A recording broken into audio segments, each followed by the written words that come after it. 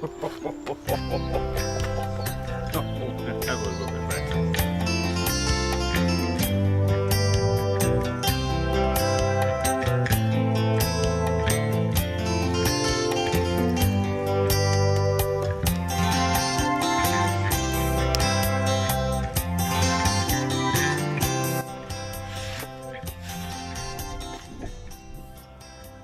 Welcome back to my video and the grand romantic gesture. Not something I'd ever thought I'd hear myself say. The idea is I want to give my dearly beloved a romantic present, and so in the first video I've made this rather nice, what I think is rather nice, wood carving, and I can give that to her if I want to, but I want to see how many other presents I can get out of it. So in this video you'll be amazed to know that I'm going to make this into a cake. Well, not this exactly into a cake. What I'm going to make is a mould of this, which I then make into a cake tin, and then later on I can then make that into a cake. Sounds simple, doesn't it? Well, I think it is. So let's see how we get on, and I'll show you how to do it. So we start off with our wood carving, or whatever it is you want to try and take a mould of. Anything that's 3D you can take a mould of, you know. I mean, people take moulds of their children's first shoe or anything like that, but we've got this here. But you can see for yourself, if you wanted to make a mould of something, this is how you're going to do it. So the next thing you need is a surround to the mould. And in this particular instance, I've made this little wooden frame. As you can see, it's very rough and rudimentary, but I've got about a 5mm gap all the way around. Now the next thing we need is some silicone. So what I'm going to use is a 2-part silicone mix, which are these two items here. This is the silicone, this is the hardener. And I bought this from a company that does silicone for prosthetics and sort of stage and theatre use. A company called Backstage Shop. They have a website, backstageshop.co.uk. I've used them for all sorts of stuff, but they're good customers of mine and they buy lots of stuff from me. So it seems only fair that we trade in both directions. So I've got the silicone, I've got the hardener, and I've got a little bit of colour, because obviously I want the cake tin to have a little bit of colour, so when I put a cake into it I can work out where the cake finishes and the tin starts. First thing we need to do is use some of this, and this is a mould release spray. So we're going to spray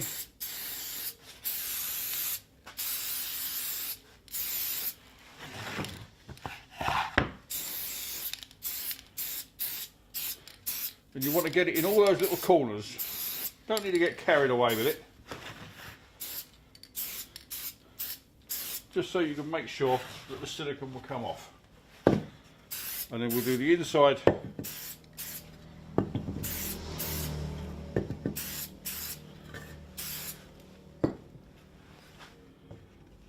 And then I'm going to fix that. So as you can see, we've now got the frame nicely held into place, and we've got a sort of 5 or 6mm gap all the way around. We've sprayed it all with the mould release spray, so that's now ready for the silicone. So now we're ready to start preparing the silicone. Now this is special food grade silicone, so it's safe to use for cake tins. Now there's two things we have to do. We have to work very accurately, and once we've actually mixed the two parts together, you have to work very fast. So it's all to do with weight, or it's mixed together with weight. So I've got a nice accurate set of scales here, and I'm heading for about 400 grams is what I think I'm going to need. Looking at it, I think I'm going to probably need a bit more, so we'll go a bit further to 500 grams. Now when you're doing this, one thing you must try and do is avoid any air bubbles. If you do it commercially, then once they've mixed this together, they then put the whole thing inside a vacuum chamber, and that sort of sucks the air bubbles out. But at this kind of level, we don't have vacuum chambers. At least I haven't got one in my garage. I don't know if you've got one in yours. Now before we put the hardener in, I've also got some colour. So having now got 500 grams of the silicone, I now need to put 50 grams of the hardener in. So I reset the scales.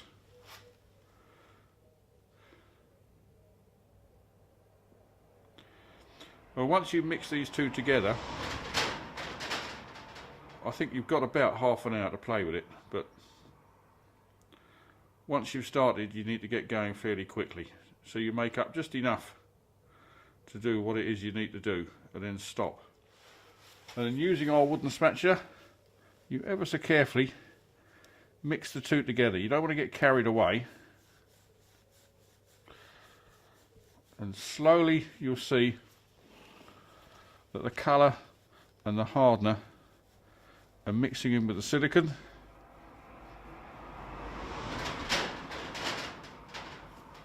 As I say, what you want to try and avoid is getting any air bubbles trapped inside the mixture, because without a vacuum chamber you have no way of getting them out. So here we have what we want to mould, so the final point of no return has been reached.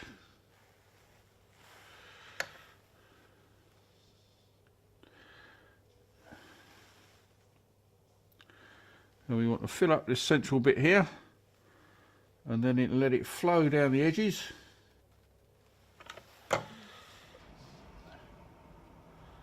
going to poke it down those sides because I want to get it right down. So it's down all the sides in all those little corners. So now we've just got to leave that for 24 hours. That's going to be the hardest bit. Well, here we are, we've left it overnight, and the moment of truth. Our silicone has set really quite nicely. You can see where it's leaked out underneath, but we can survive that.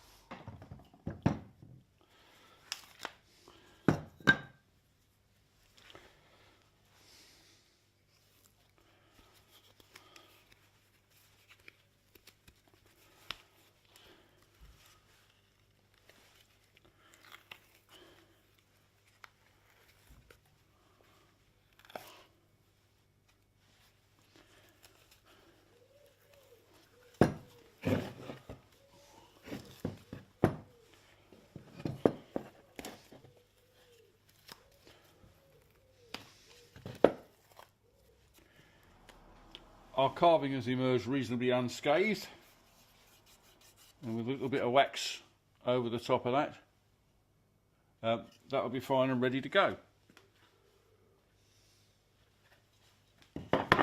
We've then got our mould here. It could do with a little bit of tidying up, but once that's tidied up, I think that's rather good, and we'll be able to get a cake out of that. So here we go, from this one simple piece of wood carving, we've managed to get 5 presents. We've managed to get the wood carving itself, we've got a mould, we can get a cake out of it, we can get a jelly out of it, and we can get a wall plaque out of it. They may not all be great presents, but they're very personal to your beloved. So there you go, Tom Green Craft. Not only do we show you how to make something, we show you how to cook a cake, but we give you a relationship advice as well. Who'd have thought it?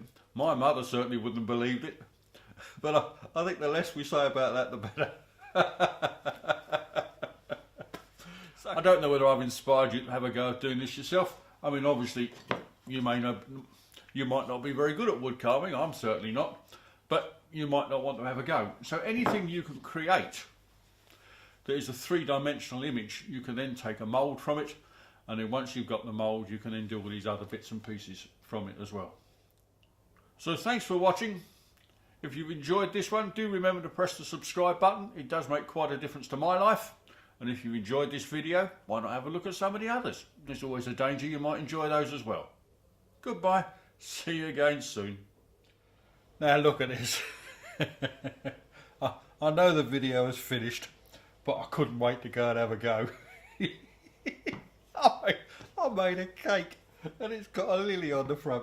It may not be the world's greatest cake, but I don't think that matters really. I think I can give that to my dearly beloved this evening, and I'll be in her good books, and that's always a good thing. There you go. Have a go yourself. Thanks for watching. I'm going to go and enjoy my cake now.